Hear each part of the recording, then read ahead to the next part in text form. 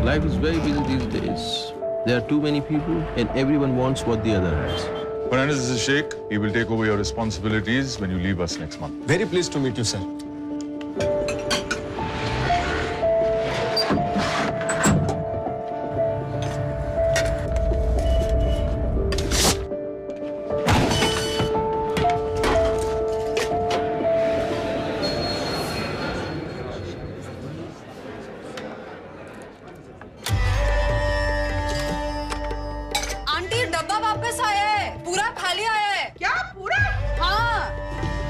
Lunch कैसा लगा? वो आलू गोभी बनाया था ना, बहुत अच्छा था। आंटी डब्बा किसी और को चला गया लगता है। क्या?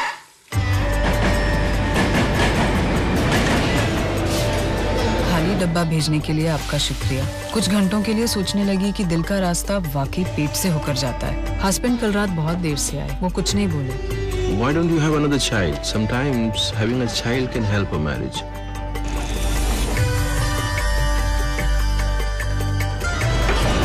पता 10 साल कम लग रही आपकी।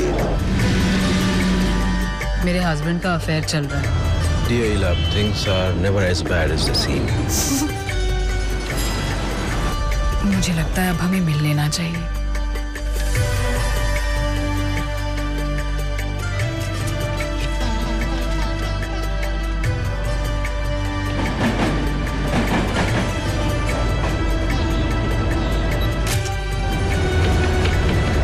हमेशा कहा कर कि कभी-कभी गलत ट्रेन भी सही जगह पहुंचा देती है।